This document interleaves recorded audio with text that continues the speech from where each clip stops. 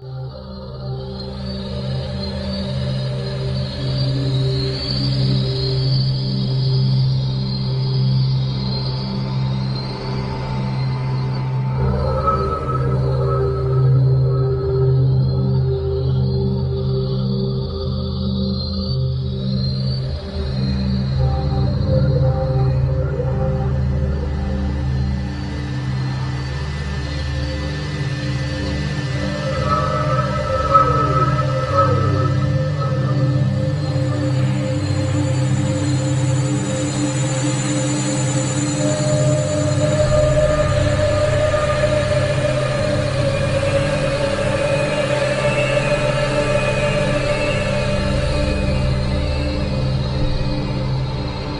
a strange substance found by a southwest Arkansas man be part of a government test? Well, that's the question at the heart of a phenomenon called chemtrails, now getting widespread attention. Well, they say the government is dumping chemicals on us to control or manipulate the weather. And they say the unusual-looking jet trails in the sky are actually chemical-laden chemtrails. People say the government is up there in airplanes spraying all kinds of chemicals to change or manipulate the weather, leaving what you see there, and they call that a chemtrail. So when I look up there and I think are contrails, you're telling me are chemtrails? Yes, that a contrail would be dissipated by now. And it's interesting, Gail and Christina, this is of interest not just in this country, but European countries and frankly all over the world. A lot of folks interested in it. Well, Dave, you mentioned that climatologists and others who study the atmosphere believe that they'd be able to surely spot any kind of signs of an ominous plot. Our journey started in San Diego, California, where thousands of scientists, engineers, policymakers, and journalists gathered for the American Association for the Advancement of Science Conference. One of the topics was the artificial manipulation of the Earth's climate, also called geoengineering. During the meeting, scientists spoke about the plausibility of implementing geoengineering campaigns throughout the world under the guise of preventing global warming. One widely accepted theory was to block the sun by spraying something into the atmosphere. When they were asked about existing aerosol programs, they stated clearly that no such programs have ever been implemented. But strangely, these proposals sounded exactly like what people around the world are claiming is already happening. When I found out that the American Association for the Advancement of Science was going to be held down here and the main body of topics would be on geoengineering, I had to come. I had to be in on this. I had to hear what these top climate change scientists had to say.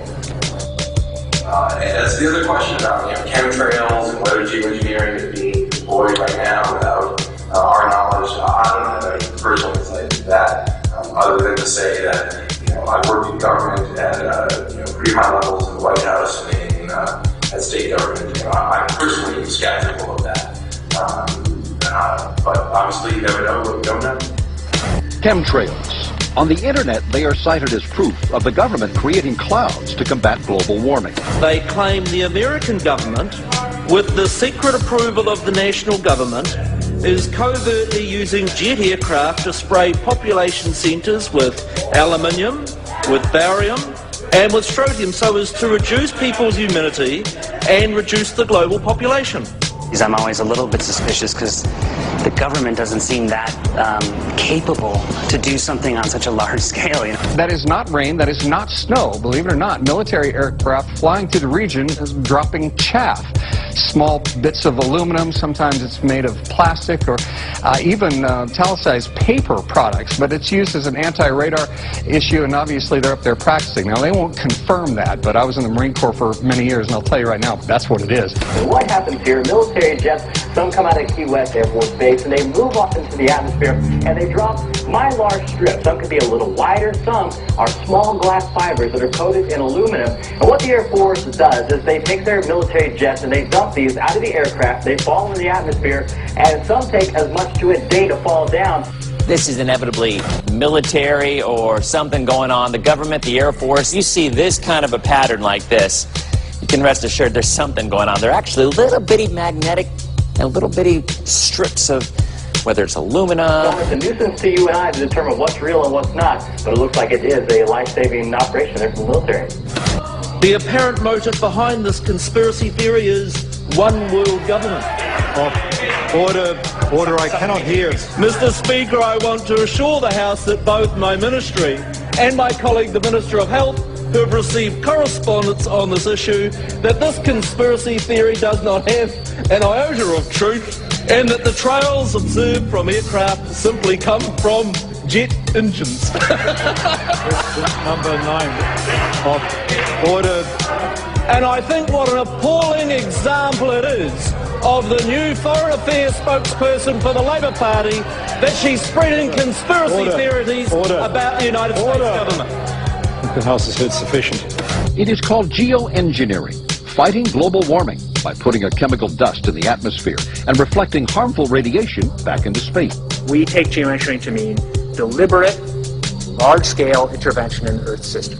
There are a variety of schemes that have been discussed for geoengineering. A classic example is injecting reflecting particles into Earth orbit. Nevertheless, there might be some good reasons to think about alumina. It turns out, first of all, there's been a lot of work on the environmental consequences of alumina in the stratosphere. The big deal really is that alumina has 4 times the volumetric rate of forcing for small particles as does sulfur. And that means you have 4 times less surface area for the same rate of forcing.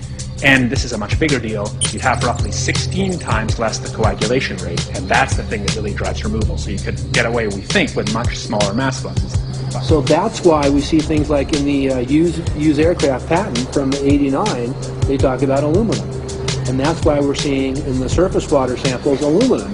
And here's David Keith saying that aluminum has 4 times the reflective volume surface area. So they'd like us to think that we're talking about sulfur, but here they slipped up and let it out that aluminum is 4 times better to achieving their ends, and it sounds like it's kind of the one they don't want us to know the effects of. The little picture is from a nanofabrication study, which shows you can make very high quality, and do this in just a jet in a very simple way, make high quality alumina particles just by spraying aluminum vapor out, which oxidizes. So it's certainly in principle possible to do that. There's a big literature that's already looked at that. And you could do that by either building new versions of these aircraft or even re-engineering existing aircraft. So there's some ideas of that. So you go to an engineering firm and you want this done. They don't say this is hard or unusual. They say, okay, yes, we could do it. Aerosol geoengineering looks like it is so cheap that the cost is basically not going to be an issue. That means that implementation decisions will be risk-to-risk decisions. The risk of doing it against the risk of not doing it. And it makes the problem of how we govern it fundamentally harder and different and novel.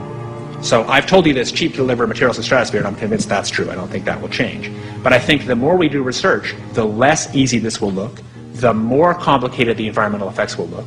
And that's a good thing, because right now it looks too easy. So I think that if we do more research, we're likely to find out that it's harder and more complicated than we thought, and that the side effects are harder to manage, and that's a healthy outcome that will make it easier to do the management. Of course, the opposite reaction is possible. It's an empirical question how people will actually react to knowledge about this. Another reaction is to say, if these crazy scientists are so concerned about putting CO2 in the atmosphere, they want to think about these things, then that might actually mean we should be more serious about the risks of CO2 in the atmosphere. And by the way, it's not really a moral hazard, it's more like free riding on our grandkids. And by the way, it's not really a moral hazard, it's more like free riding on our grandkids. Numerous air quality studies, including from CARB, California Air Quality Resource Board, have named submicron-sized particulates as being particularly harmful for human respiration. Through all the discussions today, I have not heard any mention of this fallout, and has this been studied, and also the effects of a highly reactive metal like aluminum on toxifying soils and waters? The question is, what would be the effects of these materials on human health if they came down into the stratosphere, in particular small particles and aluminum? So the collaborators of mine working on the aerosol scheme are actually folks from Carnegie Mellon who focused on human health impacts. And while we haven't published it, that was the very first thing we did, was do the order of magnitude calculation in a beveled pencil and paper, but with an expert on human health impacts about whether there could be an issue. And for aluminum or other particles, there are a lot of toxicological things that need to get looked at seriously. But if you're just thinking about the sheer number of particles and the human health impact of small particles, the answer is, well, we haven't published it. That was the first thing we looked at with some of the leading experts who do epidemiological research on human health impacts, and it's not even close to being an issue. Clarify, so 10 megatons of aluminum dumped into the atmosphere would have no human health impact. So let me be more careful here. To separate out the toxicological, so the alumina we've only begun to research and published nothing. Alumina, we've only begun to research and published nothing.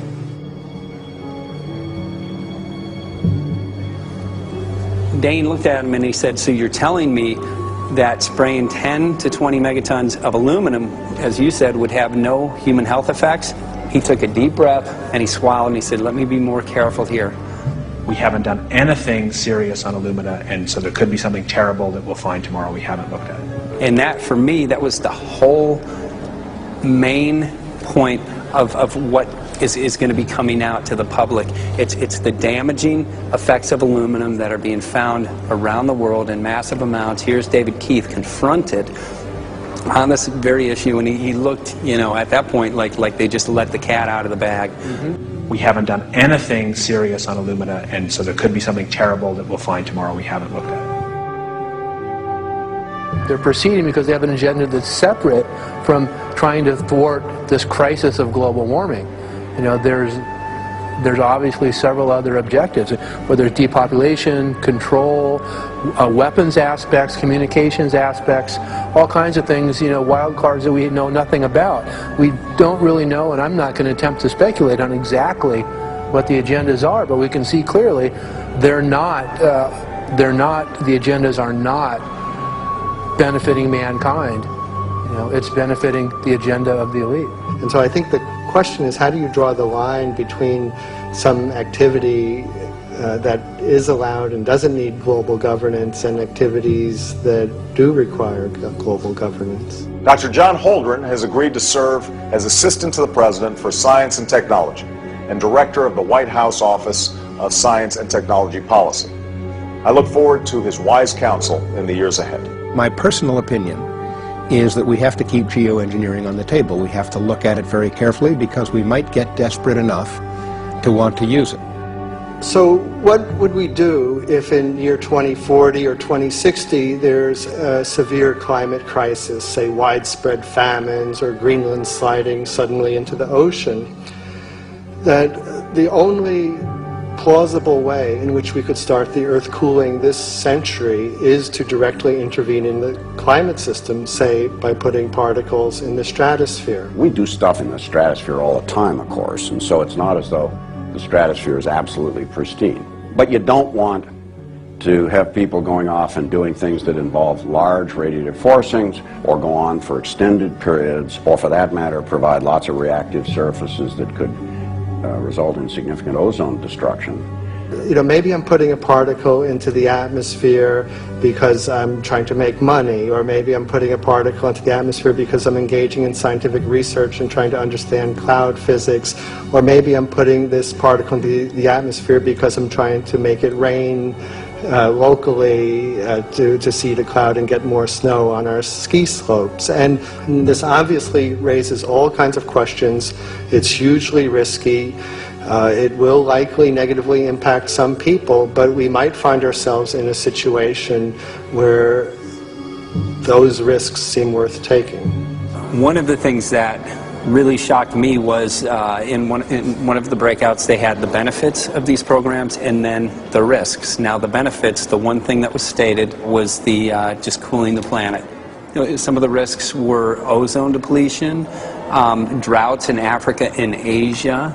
I got to tell you, I came away from this experience after listening to these scientists for 4 days of symposiums, really concerned, because it's clear now that they are justifying, rationalizing, and looking to legitimize some really, really horrible impacts, further impacts on our environment.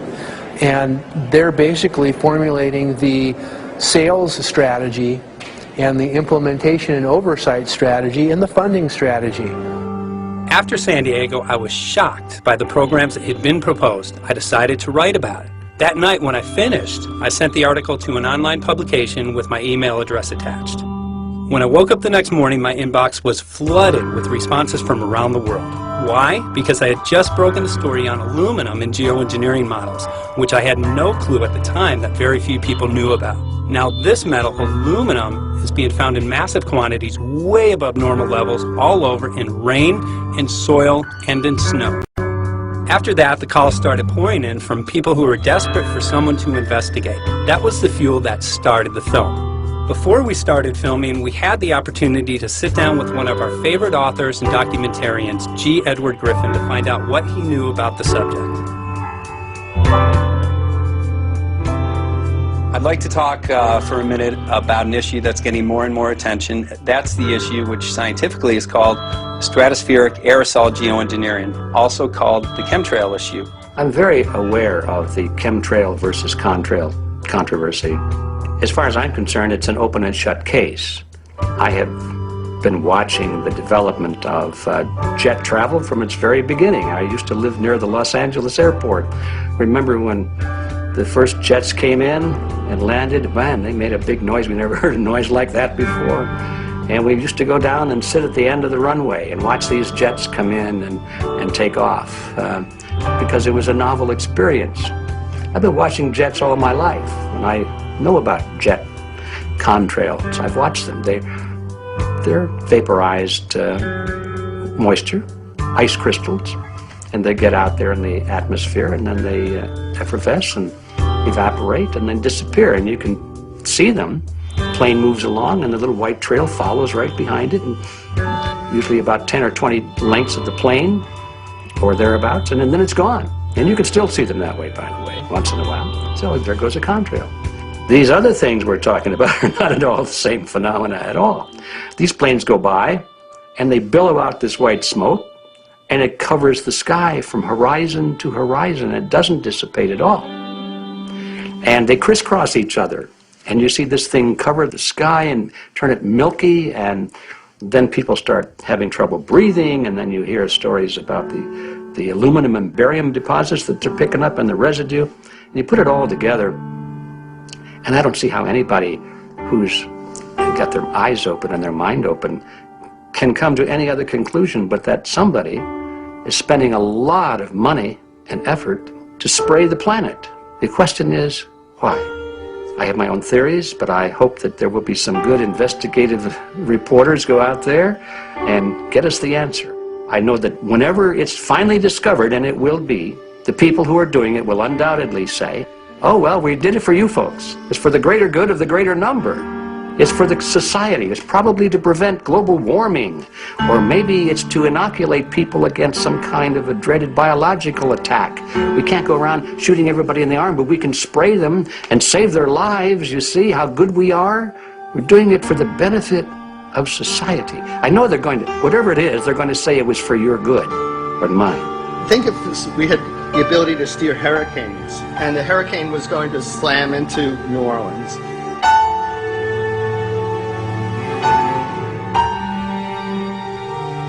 And let's say you could steer it so it would hit Mississippi instead, where for 100, that means I would be willing to more or less kill 18 Mississippians to say 1,800 New Orleanians. And if you do that knowingly, are you murdering those 100 people? And there's all kinds of equity issues there. Now, also, we might be wrong about our steering, and if we didn't do the research right, maybe our steering would intensify Katrina and even kill more people in New Orleans. And so this question of how do you develop the confidence to know that your intervention will reduce overall damage, and then how do you deal with the understanding that you might be damaging some people who wouldn't have been damaged before while saving people overall? The spraying appears to be mostly in NATO countries. I've seen it here in the United States, I've seen it in England, I've seen it in Scotland, I've seen it in Canada, and I've had reports from people who live in France. There's a grouping, there's a political grouping here of some sort. It's international in scope. It's not just an American phenomenon, it's international. And anybody that wants to investigate that, I think, has to take that fact into consideration. They're going to find a political grouping and a political motive here. But in my humble opinion, it's not in your good or mine at all. I don't know what it is, but we'll soon find out.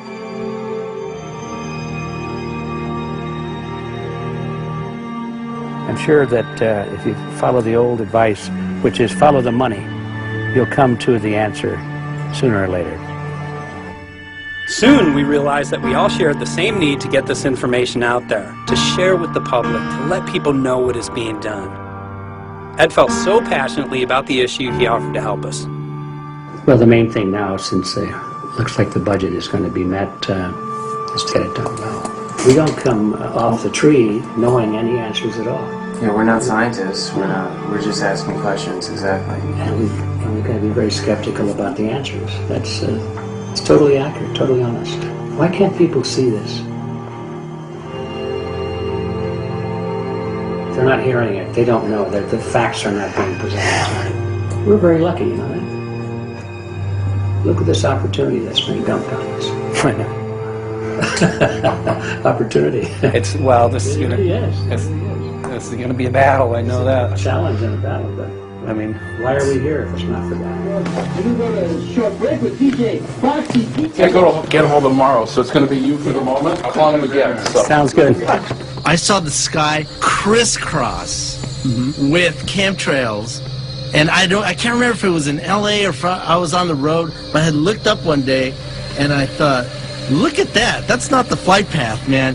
That was a grid, a regular grid. Yeah. Over the city, and I couldn't believe my eyes. Milky white clouds. And, you know, it all seems very obvious, and now the evidence of what we have on the ground with the aluminum, the barium, strontium, and with what we see in the patents and what the geoengineers say are going to happen, I mean, for the everyday Joe, this is a slam dunk. This is a very delicate moment for the powers that be, because they're taking a covered-up operation like the tropospheric aerosol program, or chemtrails, Project Icarus, whatever, it's had many names over the years.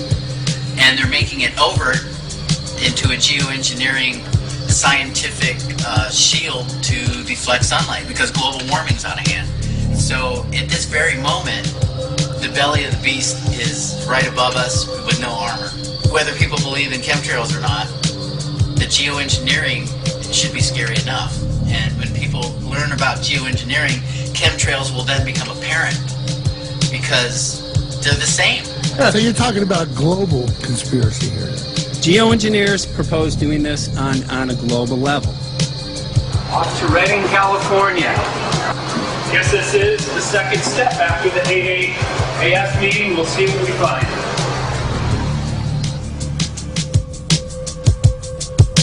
Right here in Northern California at Dana Wigington's house. He owns over 2,000 acres overlooking Lake Shasta. He told me about some of the challenges that they're having up here. Let's go and talk to Dane. We'll see, you know, what's going on his property. We'll see what he's going through and also what action he's taking based on the test results that he has.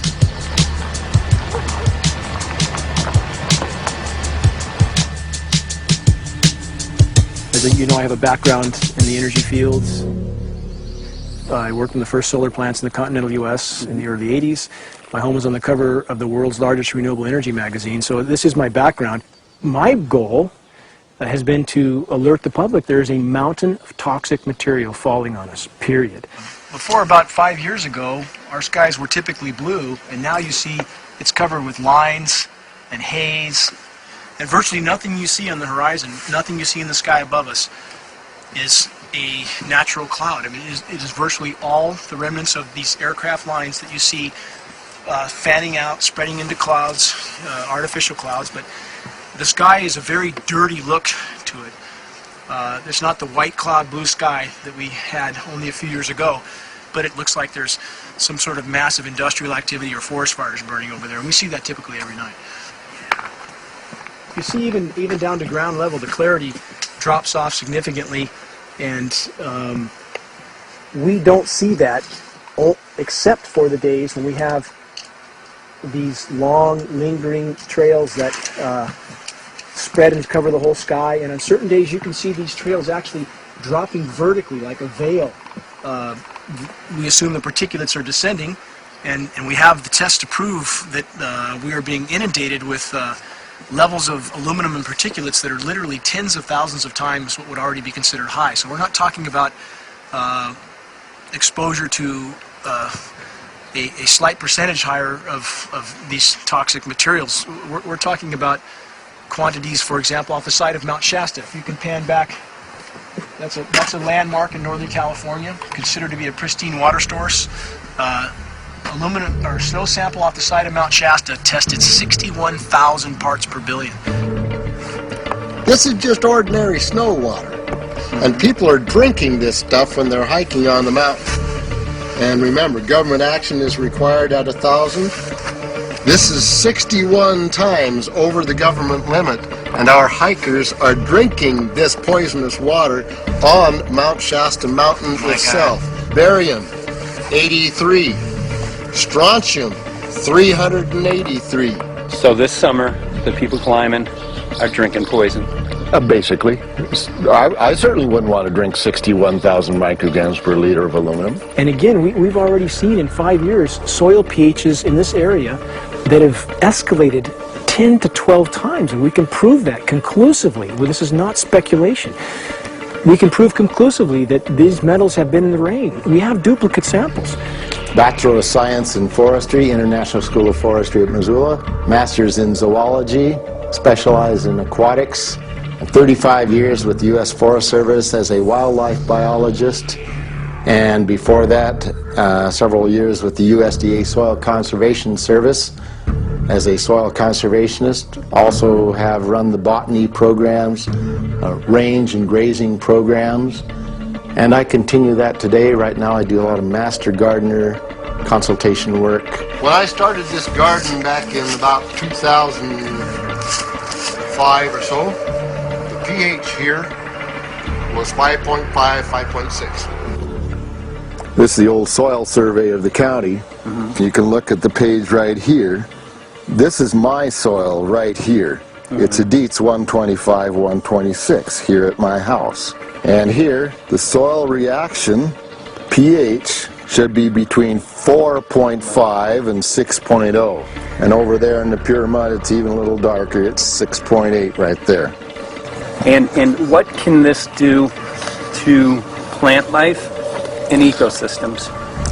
Well, you haul one of these things out and you start looking at the little things that are crawling around the soil. A lot of times they aren't there anymore. The little soil arthropods that you can barely see on a microscope, you can actually see movement with this. Little tiny macroscopic, look like little moving pieces of dust. Those start to go away. They're not gone entirely, but they start to go away. This is black oak acorns. You know, this is pieces of cedar wood. You know, come on, folks. This should be very acid, and I'm getting 10 times higher than expected. There's something really wrong here. But you can see all those reports, lots of them. Have over 20 reports here. Well, at least 20. I'd say it'd be closer to 30. All revealing dangerous amounts of aluminum and barium. You know, the science is there that something funny is happening, and the naysayers say, well, so what? Isn't neutral good? Well, no, neutral's not good. Neutral is not good. If your soil is supposed to be 5.6, it should stay 5.6 if you want the forest to be healthy. And if you want to grow a good garden, you have to keep your pH around 6.0, 6.5. I think that we just need to wake up and just look at what's happening, because we can't just ignore it, because it's going to get worse and worse if we just keep ignoring it and pushing it away like, oh, that's nothing. There was mason jars, and they were brand new, sterilized, and that's what we catch the rain in. And then there was a HEPA filter that we tested the air with. Okay, so you caught rain and then you basically filtered air. What did you find? Aluminum and barium. Here's another test that's revealing 375,000 parts per million aluminum, barium at 3,090, and strontium at 345. Yeah, that's from a lined pond. With EPDM fish-safe pond liner. There is no chemicals, manufacturing materials at all in that pond liner that's available to the aquatic life. It's designed for that purpose. The well that feeds this pond has been tested and retested. ND, no detectable aluminum, 0. The only other place this pond can receive water is rainfall. We are located on a filtered, forested hilltop, miles and miles and miles away from any industry, highway, and so forth. after several heavy spray days, there was a film that we received form on the surface of the water, and we tested that crust, and it was aluminum and barium. That after a year and a half's accumulation had 375,000 parts per billion of aluminum in it. It's literally toxic. We can say conclusively that what we see in the sky matches expressly what's outlined in numerous patents, and the materials on the ground match those patents. This material was not there 5 years ago. It is a recent phenomenon in the quantities it's in. It has escalated in some cases 50,000% in 5 years in the case of aluminum. From our original baseline reading of 7 parts per billion, which was already high, it has escalated up to 50,000% in 5 years. And we've seen profound changes in that time. Dr. Leonard Time, PhD in chemistry, I cross-checked with him, and he says the oxides of aluminum, barium, and strontium will drive your pH into the from an acid soil like this up into the neutral. There's no question about it. And that's exactly what you see happening. Wow.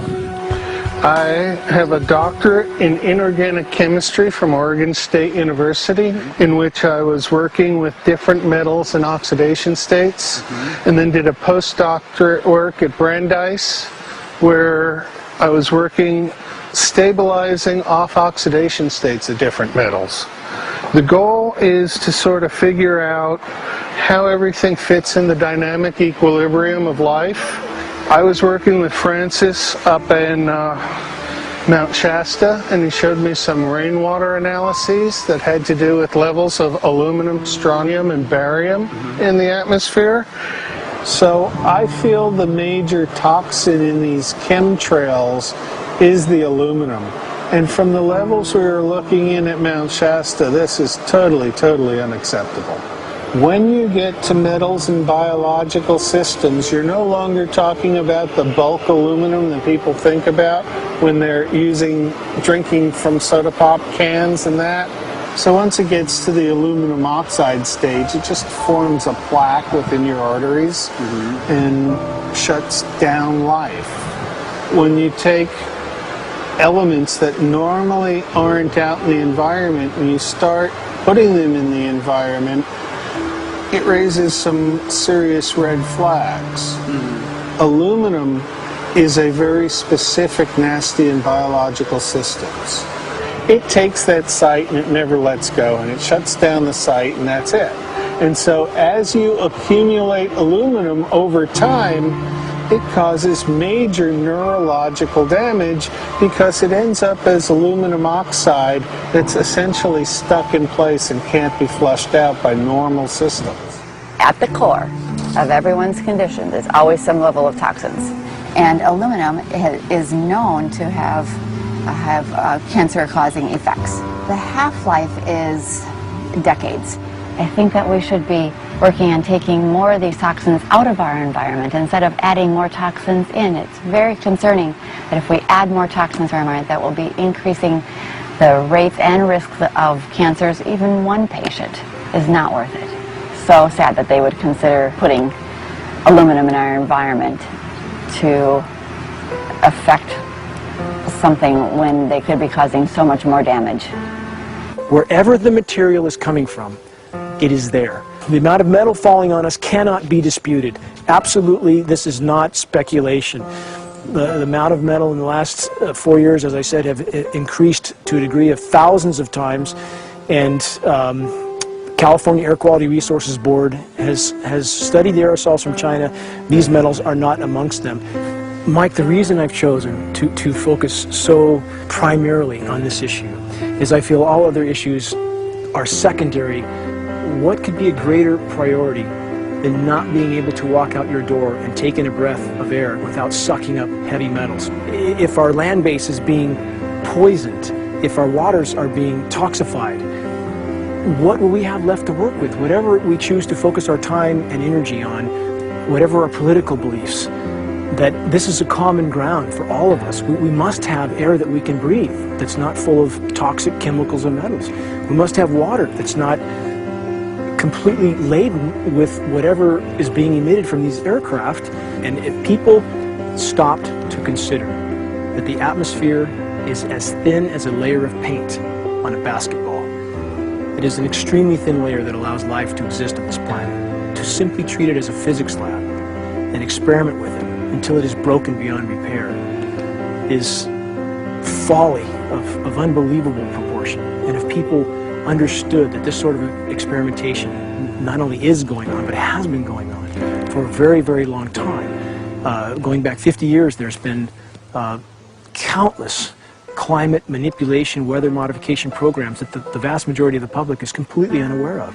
And if they think that this is not true, that certainly that somehow they would have known if it was occurring, I would ask them to look at things like Agent Orange and the things that governments do because they can, because there's no one to stop them, because they have these huge military machines that want to control everything. And in fact, the government's own document, perhaps you may have seen, it's available to any online, is called Owning the Weather, an expressed goal of our government, and not just our government. He told the Associated Press that the American government has created weather tampering techniques so that the New World Order will be able to starve millions of Americans and to control the rest.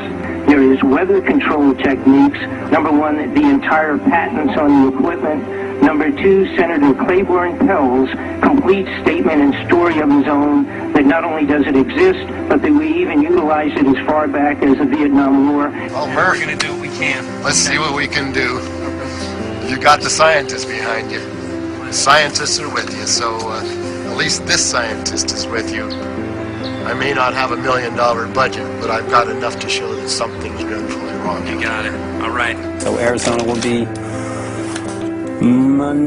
this Monday, the 21st. Senator Johnson up in Show Low. So we're going to be in the car a long time.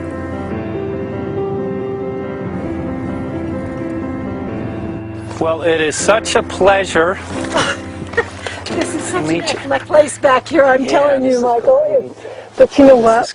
We love it. It's so private and it's so quiet and peaceful. And please come in. My name is Karen Johnson. I served in the Arizona State Legislature for 12 years. I was in the House for 8 of those years and in the Senate for 4 of those years. When you see a plane fly overhead, there's a trail that leaves the end of that plane, and it goes from one horizon all the way to the other as the plane flies across, and it begins to filter out and cover more and more of the sky in kind of ripples. It widens out and fills the whole sky.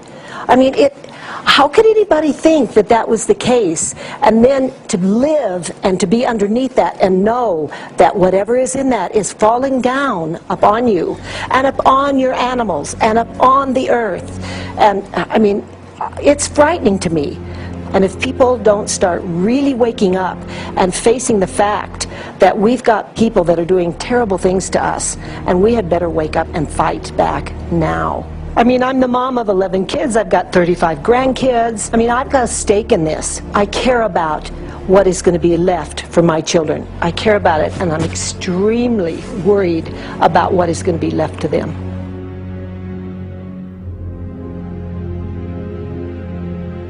Aluminum is toxic, and we know that it's accumulative, and we know that we're getting more. So we're absorbing it in the air, we're drinking it in our water, so we are accumulating more. So the thought of more aluminum being dispersed in our environment in the way that you mentioned is very frightening to us and very disturbing to us.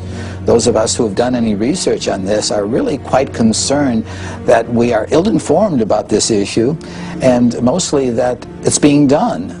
Aluminum is toxic. We know that it is. We can debate as to the amount of toxicity that is going to be disturbing the body, but as far as really accepting the fact that it's accumulative, it's synergistic, then we have to conclude that it's not a good idea to put it in our atmosphere, especially when we know we're getting increased amounts, and especially since we know that the scientific communities around the world are pointing a finger at the heavy metal toxicities, at the toxicities that we're absorbing in the day-to-day food that we eat and the air that we breathe. The concern is off the charts about why is this happening?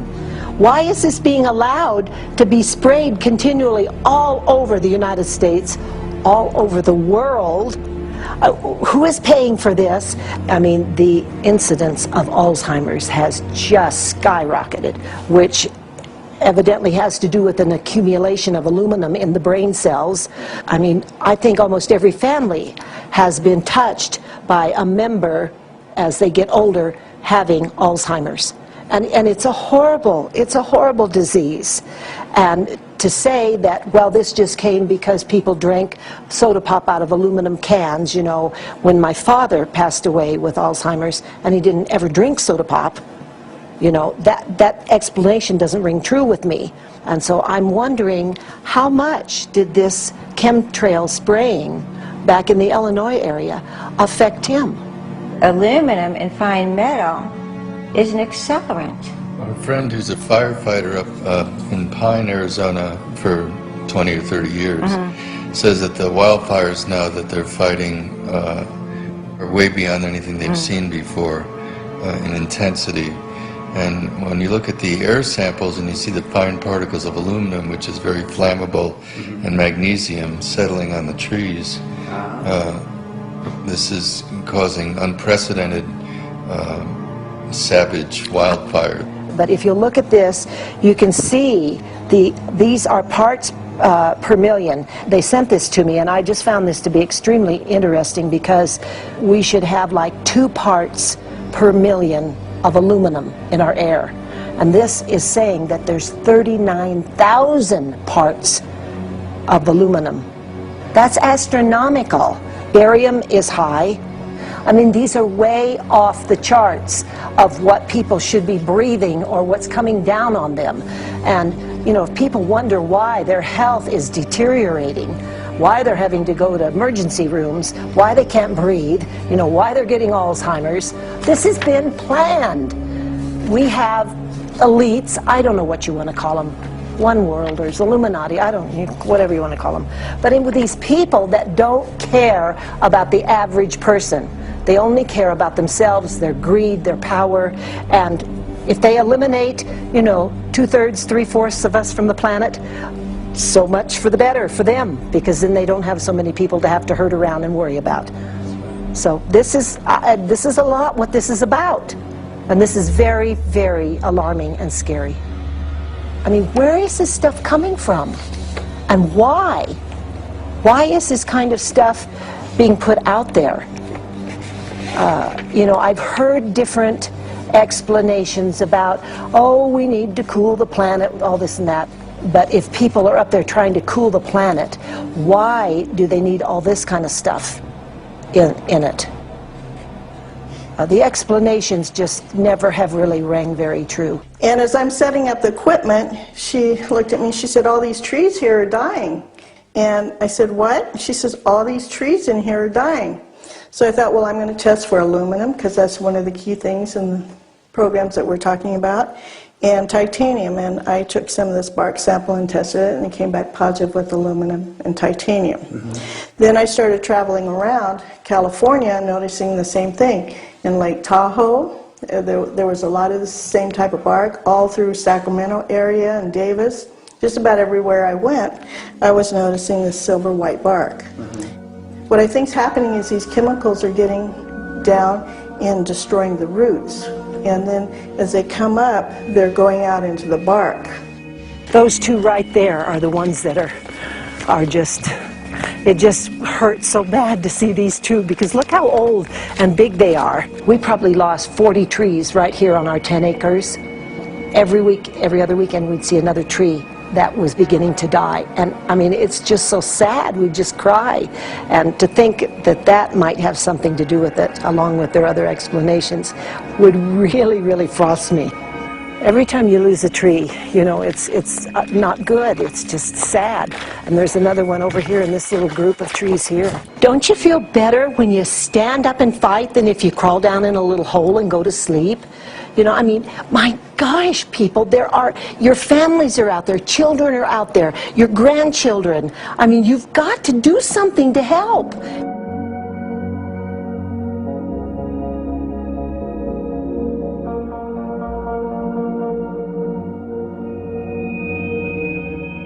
My greatest hope is to get people to question and hey, if they don't wake up while we're there, I'm hoping to plant some seeds. We're going to the most beautiful place on the planet, Hawaii, to see what's going on, collect some data.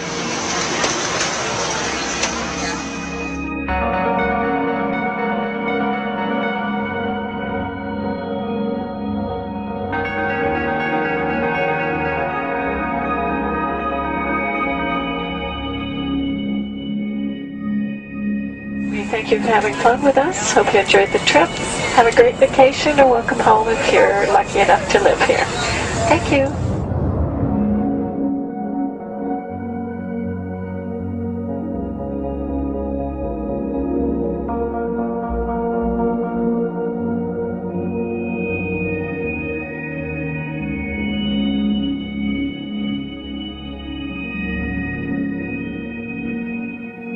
The whole valley's off the grid, so it's either solar, wind, or generators.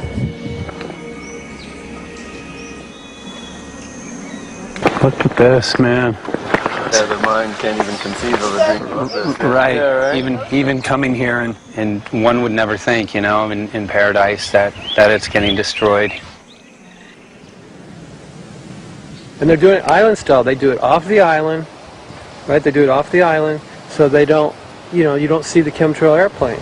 The theory is that they're spraying the ocean, offshore, and It's coming in on the... and it's coming in. Now these are coming from the west. They're also spraying on both sides today. A lot of this stuff is actually chemtrails coming this direction. There's material that's blocking. We should be able to see to the horizon, you know, where the Earth curves, because we're high enough and we have the ocean, right? So we should be able to see. We should be able to see the Big Island. It's only 30 miles away. And you can see it's not a blue sky behind it. That's the key. It's all, you know, has that kind of weird looking blue, like silver blue I call it. And this is a nice day. You know, there's no more blue sky.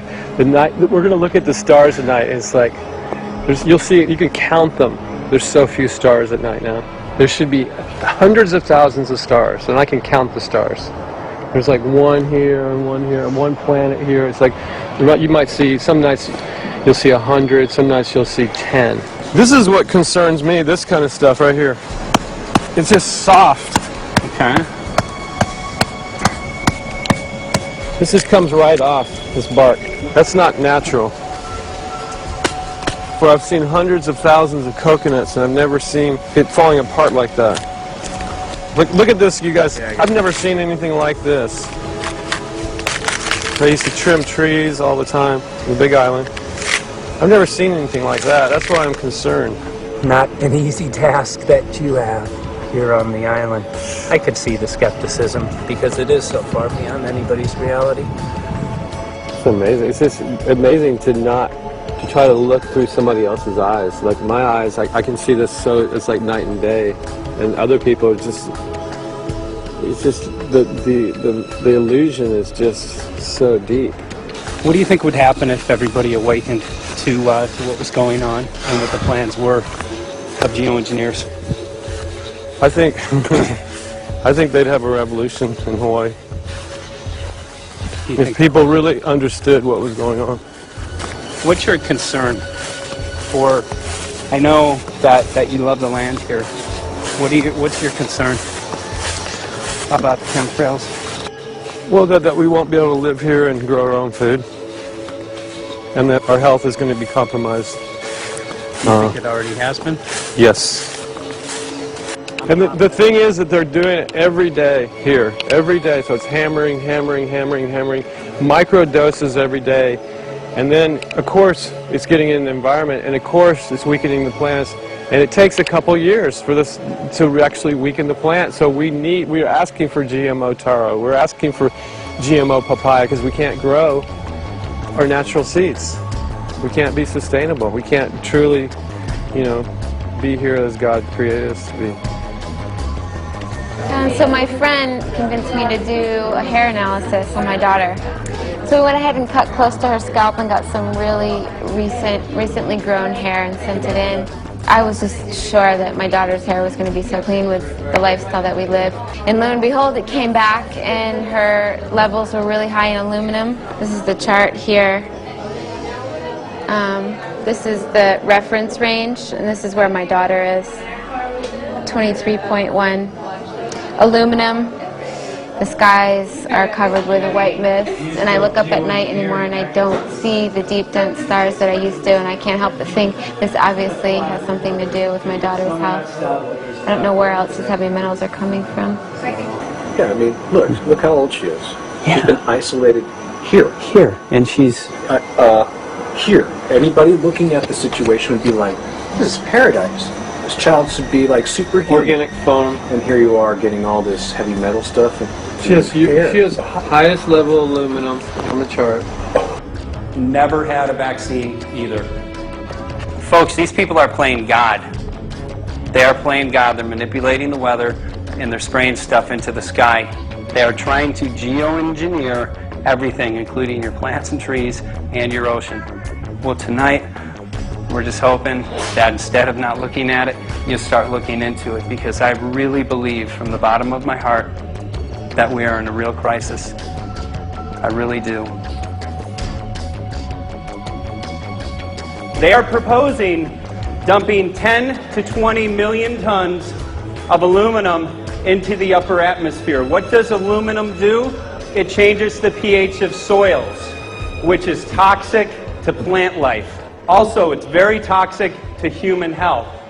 Are they doing it? Well, let me tell you about my experience and what we found. We have much evidence that not only suggests, but I believe prove that they are happening. Jeff, what's going on? And as I promised, we're joined right now by a very special guest, Michael J. Murphy, currently on location in Hawaii. He's working on a documentary film called What in the World Are They Spraying? Michael, welcome to the program. Great to speak with you today.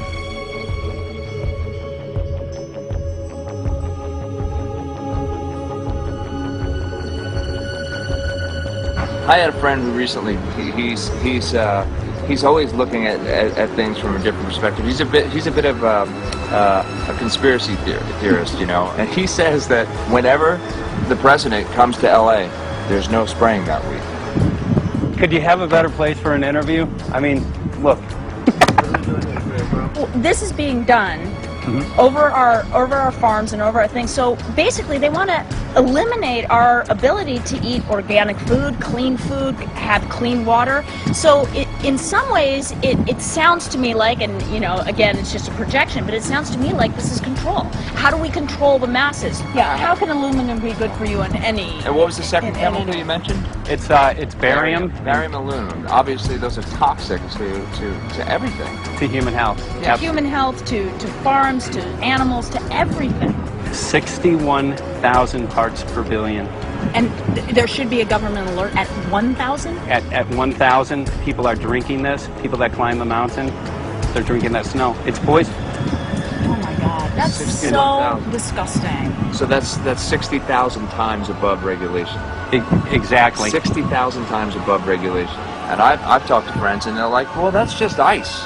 That's just condensation. And I'm like, you can talk to a second grader. Ice doesn't float in the sky and spread out that way, you know? You're not an expert, but you're a concerned citizen who said, wait a second. Who's actually doing the research. Yeah, you're doing the research, and that's what we need to do as Americans and say, you know what, I want to know what's going on. I want to know what the FDA is doing to my food. I want to know what the government's doing with my air, my water, and the soil.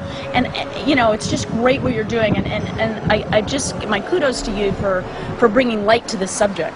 Put all of the theories aside, just what geoengineers are proposing and what's being found is scary enough. So we can just address that. And I encourage more people to just step up and ask questions and do what he's doing. So thank you, Michael, very, very much. Aerosol spraying aluminum affects everywhere, and we have a beautiful tropical climate which I believe might be in jeopardy. So we wanted to not only come and bring the message of what people were finding around the world, but encourage people to test for the aluminum, strontium, barium. Essentially, I think it was an effective trip. I saw a lot of people here in Hawaii, in Maui, awake and not only curious but willing to look into this deeper, and that's my only hope. This is one of the boldest moves, I think, from Ed Griffin yet. This is the taboo topic that nobody's supposed to talk about. and that is aerosol spraying. Now, we've got tons of documented proof of errant aerosol spraying. It just blows my mind that the whole essence of humanity has always been to look up into the sky and ask why. Though there are no limitations, there's endless space, an endless universe. Now, in the 21st century, we're not allowed to do that. Anyone who looks up and sees the giant grids and the X's in the sky that weren't part of our existence until just a decade or two ago is somehow called a kook. And the people that are the best and biggest proponents for the revolution and for liberty, they don't want you to talk about it because you could discredit them. It seems to be an industry that's being built up to milk the taxpayers by undergoing some kind of a giant global spraying program to make all kinds of money on the project, and they don't seem to care really what effect it has. They're not trying to experiment to see if humans can survive it or anything like that. They just want to get this stuff up. And then we discover, as we're going further down the line, that there are companies generating genetically modified organisms, seeds, modified seed crops they're being engineered to resist the aluminum in the soil. And a lot of crops won't grow in that. And so now, after they've messed up the soil, all the farmers were going to have to go back and buy seeds that have been genetically engineered to resist the aluminum that have been put into the soil. And all of a sudden, mankind is completely dependent upon these companies like Monsanto and other giant agricultural firms. You can't even grow natural seeds anymore.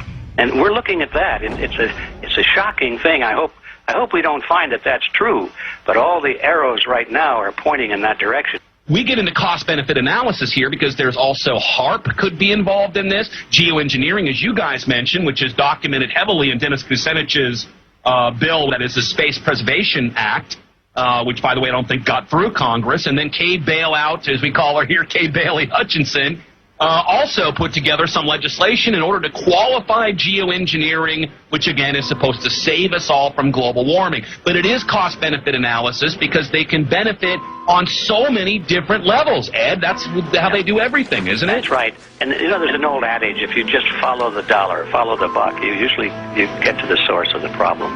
And it looks to me like there's a tremendously profitable industry being built up right now around this concept of geoengineering or weather modification or reducing global warming and all of these other things that can be sold fairly easily to an unsuspecting public. They all say, oh, well, that's good. We don't want global warming, you know. And so they put up with this and they don't question, they don't criticize. But behind the scenes, you see a whole industry being built up, which is, as I say, tremendously profitable, and the money for all of that is coming from the taxpayers. And it's a scam, is basically what it is. We're just focusing on the one area that is real easy to prove. There's no speculation in the area that we're going into. They definitely are doing this geoengineering. They definitely are talking about it. They're working on formulas for it. They're putting together strategies for it. They've got funding for it. Everything is in place. We don't even have to go into those other areas to make the case. Okay, let them believe that, but at least they must understand that there's no question that they're talking about it and planning to do it.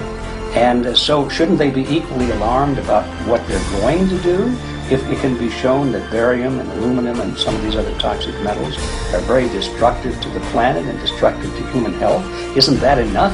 You know, how many issues do we need to crank into this? And so, you know, if you're going to kill the planet and kill the population, do we need any other reason to be alarmed? What in the world are they spraying? Thank God people are asking this question. That's all we want. We just want to be able to ask these questions. Our good friend G. Edward Griffin, all these years, Mike Murphy and Paul Wittenberg are doing this great effort with your help. This is a community effort to get people real information. What in the world are they spraying? Any final quick comments before we're out of time? And my only final thought is that we asked the question, what in the world are they spraying? And we now know what it is. And folks, you're not going to like it.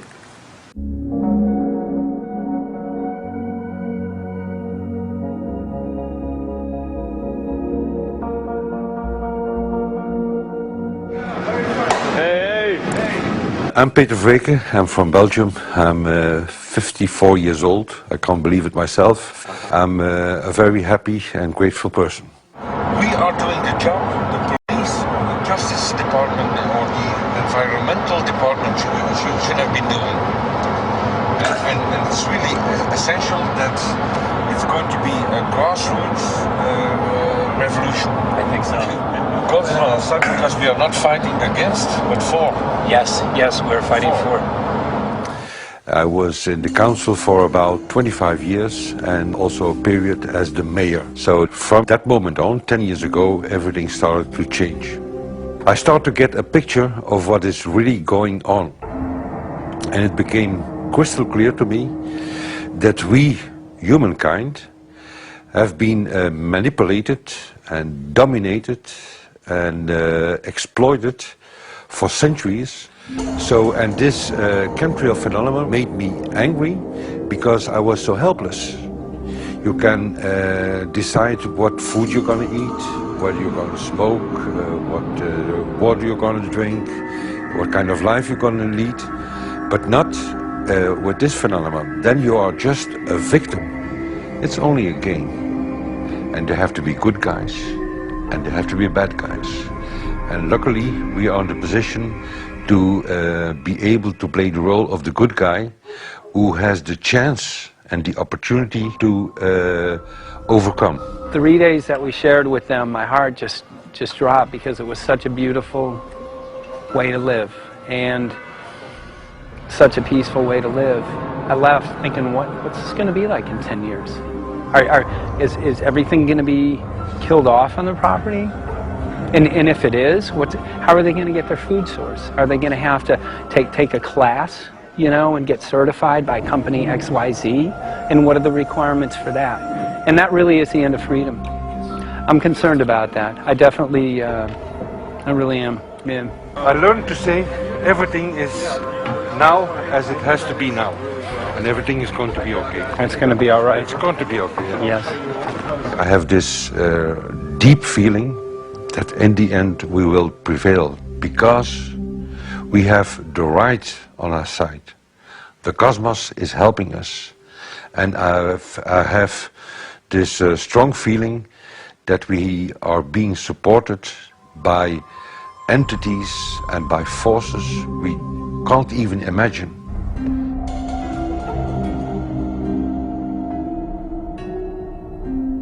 Here for the first time we have this scientific proof that we are being spread. We are being spread, and it's incredible and it's hard to believe, but we are being spread. I think at this moment to stop is not an option. Once you know it and once you have a tool like this and an opportunity like this, that the issue of chemtrails or persistent jet contrails or whatever name you use for it, that this phenomenon is recognized as being real, publicly debated on. In the context of geoengineering, I think it's high noon to bring this to the public. This is what the sky is supposed to look like. These are old paintings. We forgot this, I'm afraid. In the years that I have been a medical research journalist, I have looked at many, many things, and I found the same three issues in whatever I'm looking at.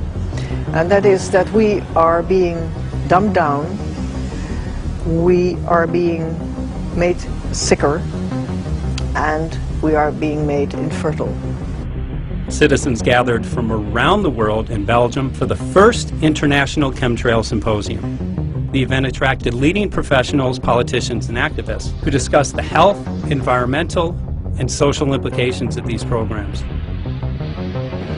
Today it's only going to be about facts, documents, figures, patents, licenses, everything that brings us to the truth. We have no other weapon against this vast complex than exposing and bringing their dark works in the light of the truth. We have the hope that by our efforts, more and more people will become aware of the fact that we are deceived by our leaders. So today, we, as a family, join forces with the people who publicly made known to the world that chemtrails are not a conspiracy theory, but a conspiracy fact. From the Technische Universiteit Delft in the Netherlands. Ladies and gentlemen, please welcome Koen Vermeer.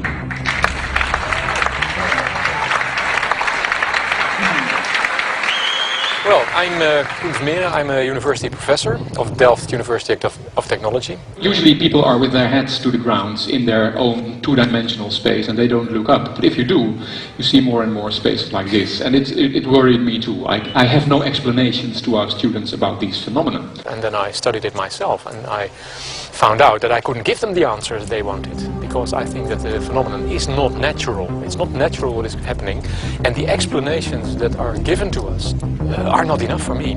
If you look at them from a scientific point of view, the first thing a scientist does is trying to explain something.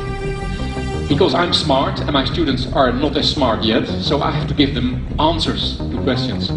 But if you ask most scientists honestly, they cannot answer all your questions. If people are using climate control over our heads, I want to know about it. I want to know the consequences, I want to know the health impact, I want to know everything. I need, as a teacher in my university, to give answers to my students. And they have good questions. And I don't have the answers. And I want to know. Excellent. And we should discuss this. Ladies and gentlemen, for here you in the auditorium and for all over the world, Michael Murphy.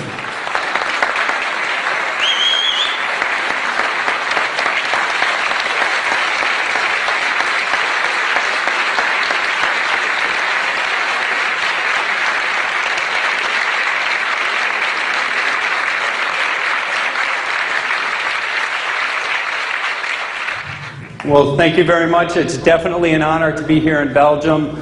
The people who are in power control everything. They control the markets, they control us, now they're even controlling the weather. And they can use that for warfare applications. The one thing that they cannot control is what God had originally made, and that's natural organic seeds. This is called the Hegelian dialect. It's called problem, reaction, solution. The problem here is massive amounts of aluminum, things starting to die. The solution is Company X that says, hey man, you're not getting yields on your crop. Everything's dying. But I got the solution. I got a seed that will grow in this environment. The only problem is now you have to start buying from me. We're a little concerned that maybe part of this agenda could be to kill off anything that's natural and organic and re-engineer it with aluminum-resistant GMO seeds. Many may know we just got back from a week of filming in Hawaii, and it was an incredible trip. A big concern for the people there is they're beginning to see softening of the coconut trees. But their concern is that these programs may again be part of a broader agenda to destroy anything that's natural and organic, so that the corporate redesigned GMO foods might be the only source of food for people. I didn't anticipate so many people, young and old, who are interested in this phenomenon and are concerned about it. And I especially liked the address that the young girl gave today. Only 17 and already making an address to the audience. That is, well, incredible. My name is Sofia Xenidis. I am 17 years old. It is quite scary to know that the air we breathe is not what it's supposed to be. That the food we eat and the water we drink contain traces of those substances which are sprayed out over all of us as though we were being poisoned like insects. The feeling that this is causing me are feelings of deep anger and rage. I don't want to be poisoned. I don't want to be infected with cancer. And I'm just so angry that this global poisoning can be going on such a massive scale, and not enough is being done to stop this crime. A clear answer to one question. Are we being sprayed? Have we been sprayed? And is it their intention to spray again and again? What are we going to do about it? How are we going to deal with it? How are we going to stop it? I know the answer. There is only one person who can stop it. And you know it. You are. You are the person, the one you have been waiting for. We are magnificent, beautiful, godlike, divine human beings. Ladies and gentlemen, sisters and brothers, in this auditorium and in the whole world, thank you so very much for being present with us. And for now, please enjoy this anthem.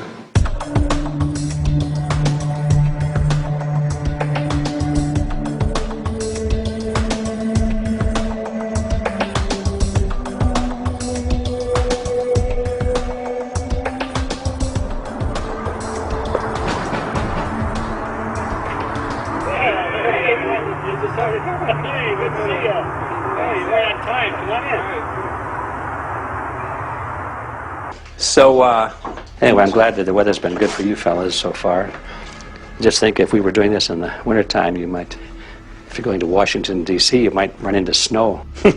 Thank God we're not. That's right. You know, it's interesting because of the different weather modification programs. There's something like, I think, right around 32 in the continental U.S. alone going on. So the theory is that geoengineering is in part weather modification. You know, Mike, that's a very good point. There are so many subsets connected with this issue of geoengineering. People are writing to us all the time with information about the connection to global warming, the connection to weather modification. Some people think there's a connection with Morgellons disease. Others think it's kind of a means of transmitting electromagnetic impulses from the HAARP antenna system up in Alaska and Siberia. Boy, it gets your head spinning. And each area, I think, is worthy of investigation, but we have so little time. I think it's wise for us to stay focused on just the aerospraying and the toxic effect of these chemicals and the destruction of the planet and the damage to human health. What more do you need than that to convince people that we have to put a stop to it? So to stay focused, I think, is our mission on this one.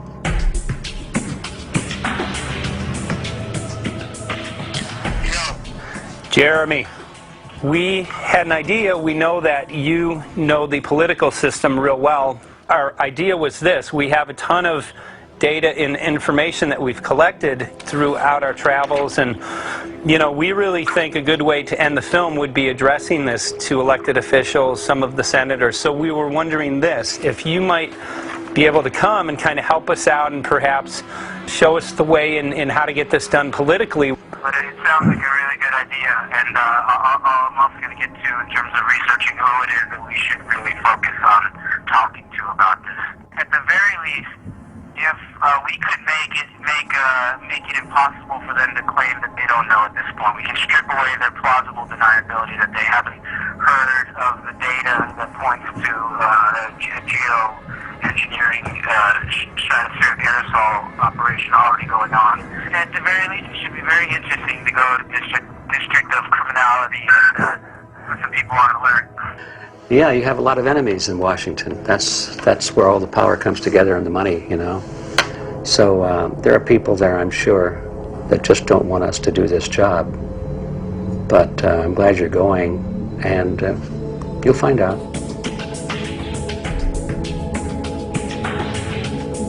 We took the data to Washington, D.C. There we presented our elected officials with the following letter. According to the 5th article of the Bill of Rights amending the Constitution for the United States of America, no person shall be deprived of life, liberty, or property without due process of law. But the daily spraying is depriving all persons living within the United States of life, health, liberty, and integrity of our common and private property without due process of law. As a representative of the people of the United States of America, we insist that you do everything in your power to protect us and immediately put a stop to geoengineering spraying at once. There exists no justification, legal or otherwise, to poison the planet and its inhabitants. Now suppose that space aliens arrived on, maybe they're going to land at the UN headquarters down the road here, or maybe they'll pick a smarter spot. But suppose they arrive and they give you a box, and the box has two knobs. One knob is the knob for controlling global temperature, maybe another knob is a knob for controlling CO2 concentrations. You might imagine that we would fight wars over that box, because we have no way to agree about where to set the knobs. No global governance, and different people will have different places they want it set. Solar engineering is like chemotherapy. No one wants it. But we all want the ability to do chemo and to understand its risks, should we find ourselves with dangerous cancer. How long does it last up there? The lifetimes are years. What, years? A couple years. And then it what, precipitates out, or? Yeah, that's correct. No toxic side effects that we know of? The thing we always wonder about is the unknown. Yeah. So if you're thinking about, say, the acidification, it's clear that's not a problem. There's several studies that showed that. Right. But of course the concern here is with so little research, there may be some unknown that comes out of that field that bites us. My name's Mike Murphy. I'm a filmmaker in from Los Angeles. We're covering an issue called geoengineering. Okay, next guy, Senator, a question about the issue of geoengineering. I'm afraid I don't know what you're talking about. And wondering if you were supportive of geoengineers' proposals of spraying 10 to 20 million tons of aluminum into the atmosphere. I should really get a briefing paper on it before I get an opinion. Oh, not a problem. Are you aware of the issue? Not completely. At all? Because, okay.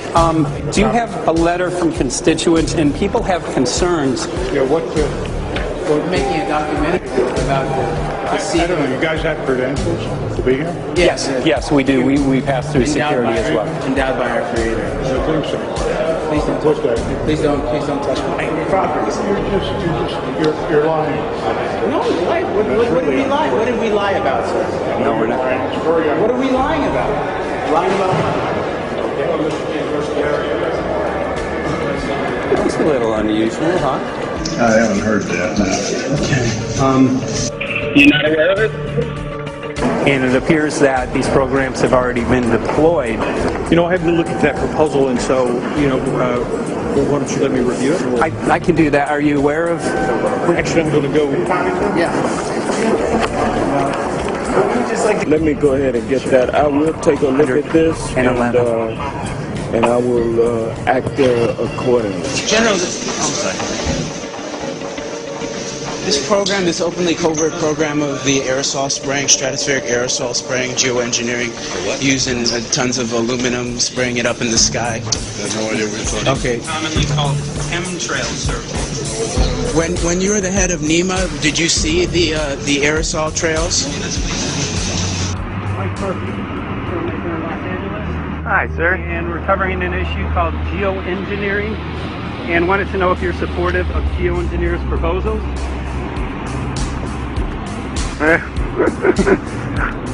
Congressman? Hey, Congressman. I'm wondering if you're supportive of geoengineers' proposals, which is dumping 10 to 20 million tons of aluminum into the atmosphere. Pardon? Okay. Can you make an appointment to my office? I'm not supportive. I haven't looked at it close, so I don't. Have you heard of the issue? Because it's becoming mainstream in public, and there are actually congressional committees which are being formed to talk about these programs. Mm-hmm. Yeah. Well, I think when we drop anything into the atmosphere, we should know prior to the effect of that, right? Yes. And if we don't have the knowledge as to what the effect will be, we shouldn't do it. I think there are 4 different options for thinking about deployment of geoengineering. The first one would be we just ban it. I would argue that one does not want to get too firm a restriction in place on small-scale studies early on because it'll tie the science hands. I think what the science community ought to be trying to do is say, you do small-scale stuff inside this space, and it's a scientific question what that space ought to be. There shouldn't be a lot of oversight and restriction. Congressman?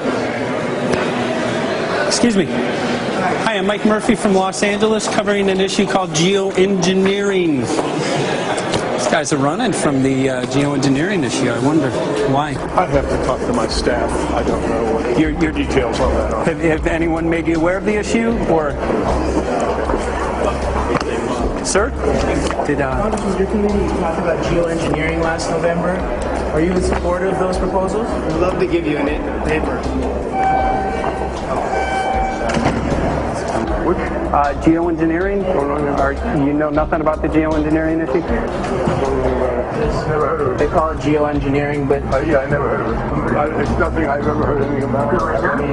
When we looked up in the air today outside to see, we saw this stuff going on. Quickly, have you heard of geoengineering? No. The proposals to shoot 10 million tons of metals into the air. This committee, Science and Technology, covered it for the first time. No. No, I've never heard of it. So we were very concerned. How you doing? I'm fine. So what? We spoke with Congresswoman Watson's office, and her press secretary, Ms. White, was familiar with Representative Kucinich's Space Preservation Act, which mentioned chemtrails and the weaponization of the atmosphere and space, and then it was pressured to be taken off the bill. Did you see the aerosol spraying going on today over the Capitol? Congressman?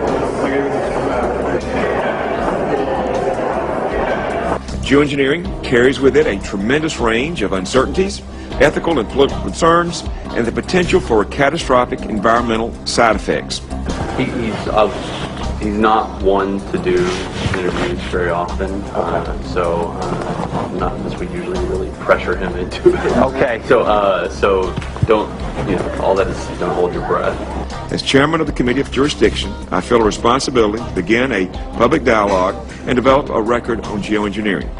We want to know if you're supportive of their measures by spraying 10 to 20 million tons of aluminum into the atmosphere? No, I think we need to have more research. Okay. And about the issue of current deployment, there's literally a mountain of evidence that many people believe proves the deployment of these programs. Any knowledge of that? No, there's certainly not a mountain of evidence, but I do support research into geoengineering, and I also support looking into the international governance of that. Okay. I hope anybody that has studied it knows that I think that it's a radical proposal, and I hope we don't have to use it, but there may come that point in time where we do. Now, if we could provide you with the evidence that suggests that these programs are and have been ongoing, would you be willing to address this publicly? We've had about 3 or 4 hearings on it. We have addressed them publicly. Well, not about the proposals, but about the current deployment of these programs. Citizens. I don't support the current deployment. I think we need to have more research, and they have consequences that go beyond one nation, and so I think that there needs to be governance to that. Governance is not simply an issue of deployment, but governance before deployment in terms particularly of large-scale scientific fieldwork. I concede that on this subject and in general, it's not popular to talk about global rules. And when these people started talking about the need for UN Security Council oversight, a supranational environmental security enforcement with a strong mandate by the UN, it really is clear that they're looking for a global power behind the manipulation of the environment. But I do think it needs to be sort of an international kind of treaty that does tie and bind all nations into a common fate. It is a common fate. And unfortunately, it's not just big governments that could do this. It is small governments. It is billionaires probably could figure, I'm going to save the world all by myself, and I won't bother to mention it. How do we decide when there's a planetary emergency? Whose hand is on the thermostat? How do we decide when to start it? There's no way to do that right now. And what if we do start doing it, and then by some problem with the technology or with the will, we can no longer do it? In a year or two, the aerosols will come out of the atmosphere and temperatures will shoot up at a rate much faster than it's going up now. And it's that rate of change that's hard for us to adapt to. So once we start it, we'll be sort of locked into doing it for a long, long time. And so with basically no end in sight. Boeing would pursue this to make a profit, right? I mean, the financial motivation to do this. Let's see. So let me not speak for Boeing. Is that allowed? Okay. Yeah, well, it is what it is. No, but someday, if the U.S. is going to decide to do this stuff, they're going to look to a company who can do it, and you want to be positioned. Boeing would rather get it than Lockheed Martin. So certainly we have an industrial base that helps the country take on technologies and large-scale challenges like national defense, and we do that both for a profit motive as well as, I think, as a national service. So I think it would be truly disastrous if, you know, we discovered a few years from now that there was a black program that some government had stood up to sort of learn on the quiet how to do this. It's pretty clear you can cool the planet, but you will not and cannot bring it back to exactly the same climate state you started with. So you may or may not, and I expect we'll have a lot of back and forth about how useful it is to ameliorate the risks of climate change. I think there's a good evidence it probably is useful, but we don't know. But it certainly can't get you back to exactly the climate you started with. I think everybody agrees with that. Do you think you'll see deployment in our lifetime? let me say I hope not. Al? I would agree. I hope not. I hope not. Okay.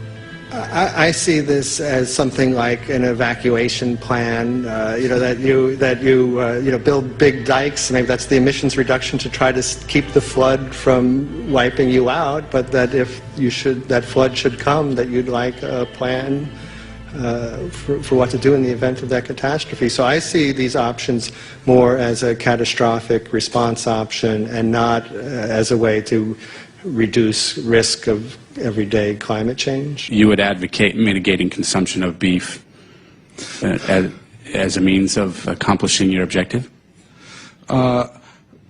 Yes. How would you suggest going about that? You can't. I mean, it's your job to decide what to tax and what not to tax. Obviously, if you wanted people to behave differently, you give them incentives and disincentives for behavior. But I'm sure that's the answer you wanted to hear, Mr. Smith. If only my time had not expired. Thank you, Mr. Chairman. Because there's literally aluminum and barium contamination found around the world, believed to be from these programs. Like, look today over the Capitol, looks like they're deploying some type of aerosol. Did you see it? No, I didn't, but can see. In a James Bond scenario, some rogue rich guy puts some airplanes in the air and sees the clouds. What is to prevent that? Okay, are you aware of the issue? You do it through the... Are you in support of those proposals? What is your take? I don't know anything about it. I have to get more information. I've got a chair here again. Okay, we'll give you a letter on that. Yeah, this is a letter from constituents. Okay, great. Excellent. And many people believe that these programs have already been deployed because mass contamination has been found. Geoengineering programs, stratospheric. Got it. Yeah. Spraying from airplanes. Okay. So what is happening, people from around the world are finding contamination. Let me take care of this and I'll talk to you when I come back. I'll be back here. Thank you very much. We see that even though we might make the average temperature of the planet about right, the rainfall patterns change some from today. And some places become warmer and some places become cooler. So there are going to be winners and losers in this geoengineering activity if we were to do it. But nevertheless, as David has said, there are reasons why we might consider doing it. Many people are deeply concerned about it because of the toxicity of aluminum, and it has been addressed to Congress in various committees. Would you take a look at a letter from some of your constituents addressing the concerns? Excuse me. Okay. Can I give you a letter from constituents? Are you aware of their proposals of dumping? Gotcha. Thanks. Well, I'm not familiar with it, so I don't know what they're doing. Okay. Well, geoengineers are proposing just that, dumping aluminum and barium into the atmosphere. Wow, if they do that, aluminum is a precious metal we can use. Well, the stated goal is to actually cool the planet. However, there's a... Sounds strange. Right, exactly. So they're proposing dumping these metals into the air to block the sun, essentially. We're here to just find out what members of Congress are... I hope we would have a strong hearing on that before we decide to do it. I would hope so. And there's plenty of evidence that not only suggests that these programs have been deployed, because we're finding contamination of aluminum and barium on the rain, snow, and soil. Okay, thank you. Thank you. LA County has seen a 200% increase of Alzheimer's over the last decade. Tons of ground and water samples showing high levels of aluminum all around our state. Why don't you give me all the information you have? I have some very good people I will assign it to. And if you get it to Mr. Lavelle, okay. He's got my card and send me an email. Yeah. Sounds Okay. great. We'll be in touch. We are Okay. investigating this, and there's literally a mountain of evidence that suggests that these Okay, programs move are that going on. mountain over to us. You Let got us it. take a look at it. And look up, Thank you. looking up into the sky, and you'll see some of it. Oh, okay. You will. You can All see right. the aerosols being sprayed out of airplanes quite a bit. Okay. So thank you. Yeah, the future of humanity is definitely dependent on it. So we're counting on people like yourself to take some proactive steps. So thank you very much, guys. You're very welcome. Appreciate Thank it. you. Thank you. Right.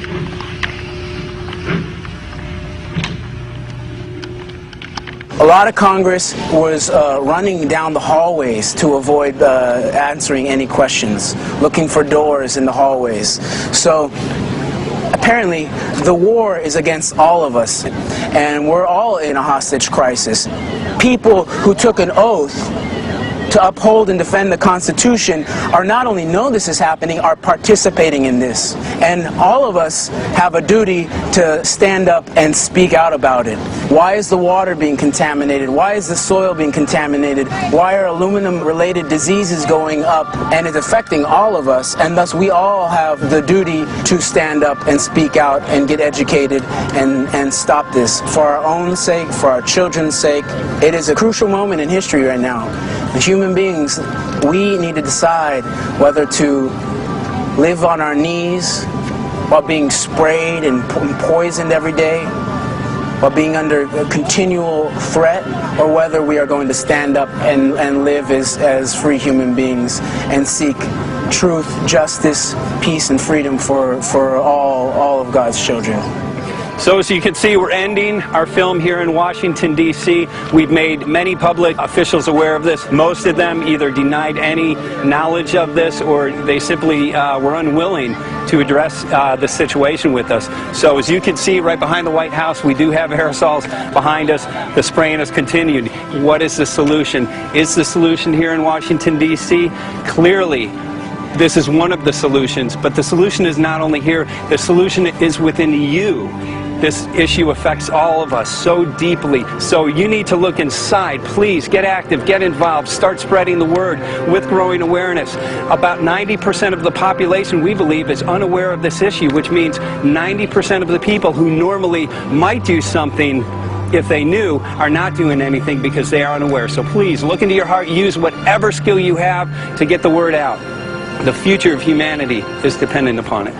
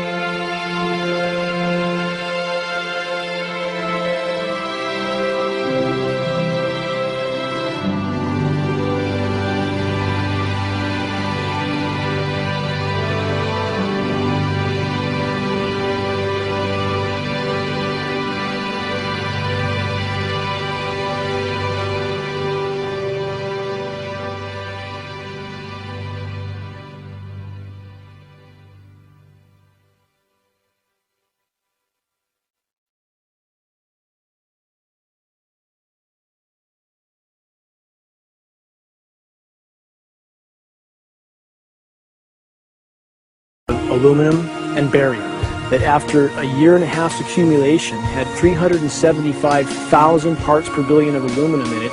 It's literally toxic. We can say conclusively that what we see in the sky matches expressly what's outlined in numerous patents, and the materials on the ground match those patents. This material was not there 5 years ago. It is a recent phenomena in the quantities it's in. It has escalated in some cases 50,000% in 5 years in the case of aluminum. From our original baseline reading of 7 parts per billion, which was already high, it has escalated up to 50,000% in 5 years. And we've seen profound changes in that time. Dr. Leonard Time, PhD in chemistry, I cross-checked with him, and he says the oxides of aluminum, barium, and strontium will drive your pH into the coastal, from an acid soil like this up into the neutral. There's no question about it. And that's exactly what you see happening. Wow.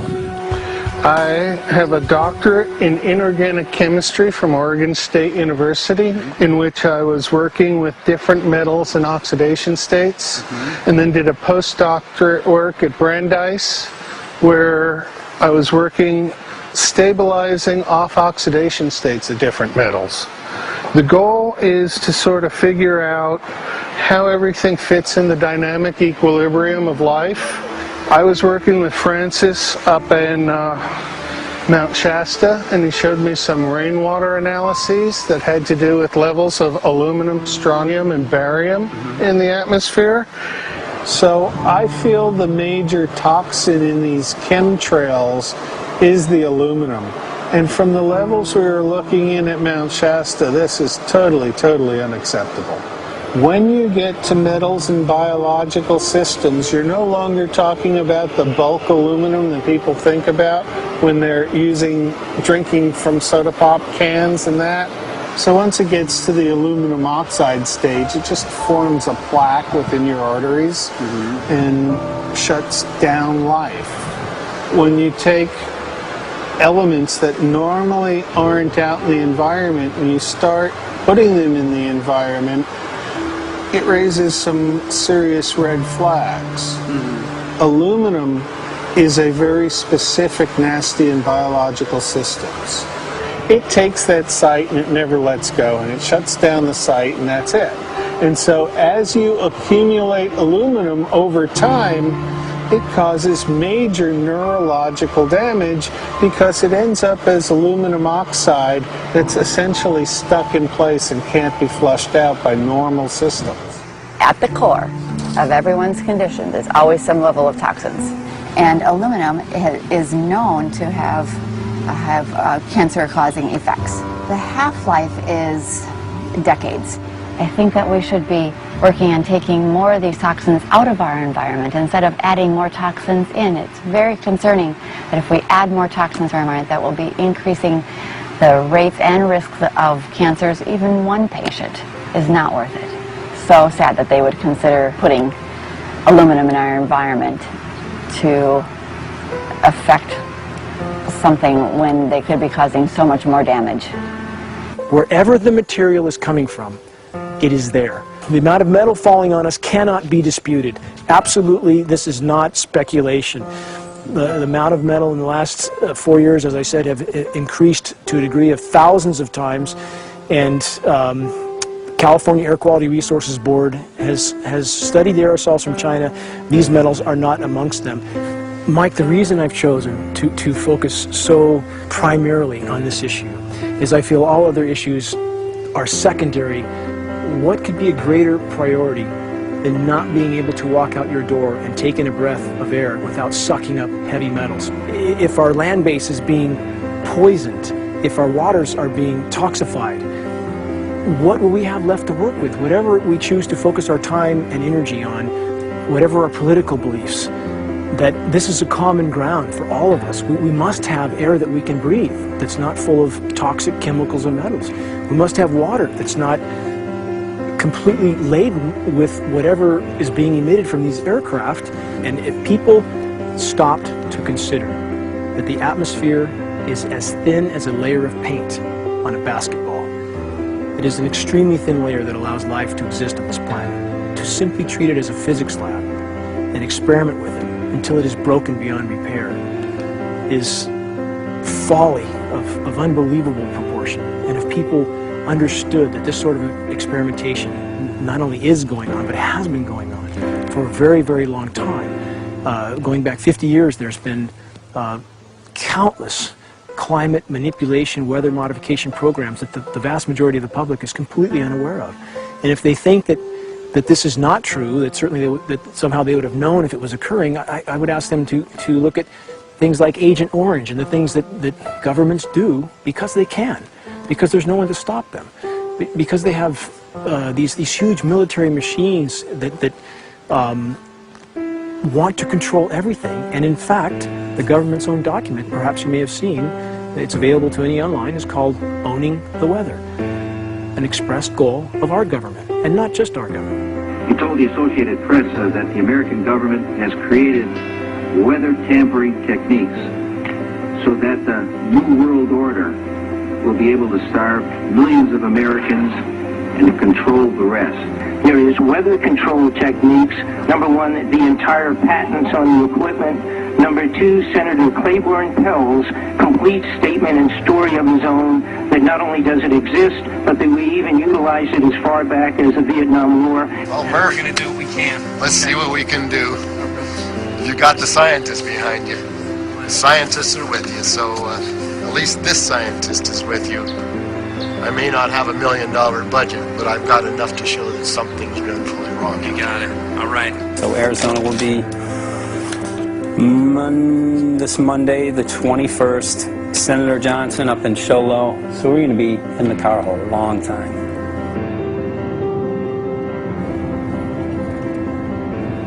Well, it is such a pleasure.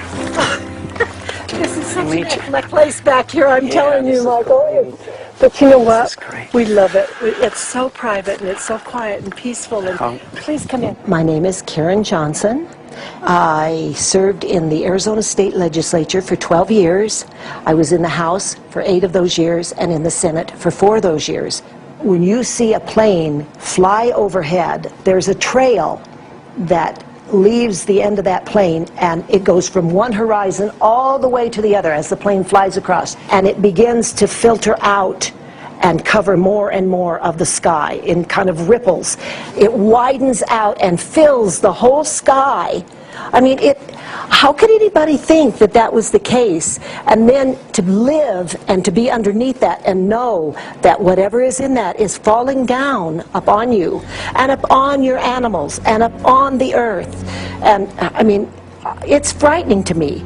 And if people don't start really waking up and facing the fact that we've got people that are doing terrible things to us, and we had better wake up and fight back now. I mean, I'm the mom of 11 kids. I've got 35 grandkids. I mean, I've got a stake in this. I care about what is going to be left for my children. I care about it, and I'm extremely worried about what is going to be left to them.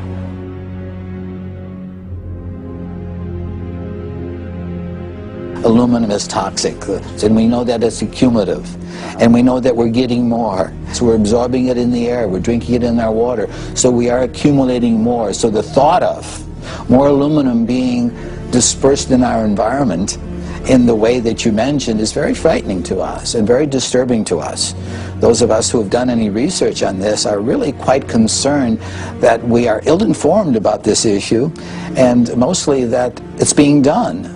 Aluminum is toxic. We know that it is. We can debate as to the amount of toxicity that is going to be disturbing the body, but as far as really accepting the fact that it's accumulative, it's synergistic, then we have to conclude that it's not a good idea to put it in our atmosphere, especially when we know we're getting increased amounts, and especially since we know that the scientific communities around the world are pointing a finger at the heavy metal toxicities, at the toxicities that we're absorbing in the day-to-day food that we eat and the air that we breathe. The concern is off the charts about why is this happening? Why is this being allowed to be sprayed continually all over the United States, all over the world? Who is paying for this? I mean, the incidence of Alzheimer's has just skyrocketed, which evidently has to do with an accumulation of aluminum in the brain cells. I mean, I think almost every family has been touched by a member as they get older having Alzheimer's. And it's a horrible disease. And to say that, well, this just came because people drank soda pop out of aluminum cans, you know, when my father passed away with Alzheimer's and he didn't ever drink soda pop, you know, that explanation doesn't ring true with me. And so I'm wondering, how much did this chemtrail spraying back in the Illinois area affect him? Aluminum and fine metal is an accelerant. A friend who's a firefighter up in Pine, Arizona for 20 or 30 years says that the wildfires now that they're fighting are way beyond anything they've seen before in intensity. And when you look at the air samples and you see the fine particles of aluminum, which is very flammable, and magnesium settling on the trees, this is causing unprecedented savage wildfire. But if you look at this, you can see these are parts per million. They sent this to me, and I just found this to be extremely interesting because we should have like 2 parts per million of aluminum in our air. And this is saying that there's 39,000 parts of aluminum. That's astronomical. Barium is high. I mean, these are way off the charts of what people should be breathing or what's coming down on them. And, you know, if people wonder why their health is deteriorating, why they're having to go to emergency rooms, why they can't breathe, you know, why they're getting Alzheimer's, this has been planned. We have elites, I don't know what you want to call them, one worlders, Illuminati, I don't, whatever you want to call them. But with these people that don't care about the average person. They only care about themselves, their greed, their power, and if they eliminate, you know, 2/3, 3/4 of us from the planet, so much for the better for them, because then they don't have so many people to have to herd around and worry about. So this is a lot what this is about, and this is very, very alarming and scary. I mean, where is this stuff coming from, and why? Why is this kind of stuff being put out there? You know, I've heard different explanations about, oh, we need to cool the planet, all this and that. But if people are up there trying to cool the planet, why do they need all this kind of stuff in it? The explanations just never have really rang very true. And as I'm setting up the equipment, she looked at me, she said, all these trees here are dying. And I said, what? She says, all these trees in here are dying. So I thought, well, I'm going to test for aluminum, because that's one of the key things in the programs that we're talking about, and titanium. And I took some of this bark sample and tested it, and it came back positive with aluminum and titanium. Then I started traveling around California, noticing the same thing. In Lake Tahoe, there was a lot of the same type of bark, all through Sacramento area and Davis. Just about everywhere I went, I was noticing this silver white bark. What I think is happening is these chemicals are getting down and destroying the roots. And then as they come up, they're going out into the bark.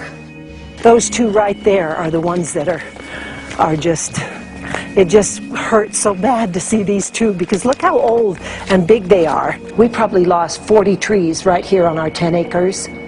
Every week, every other weekend, we'd see another tree that was beginning to die. And I mean, it's just so sad, we just cry.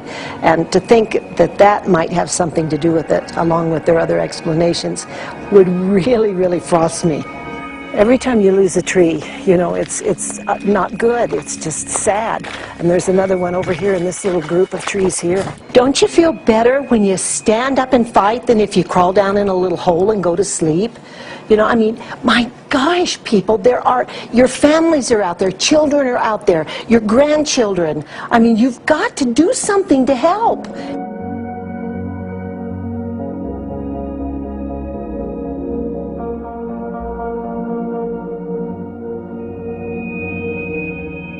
My greatest hope is to get people to question. And hey, if they don't wake up while we're there, I'm hoping to plant some seeds. We're going to the most beautiful place on the planet, Hawaii.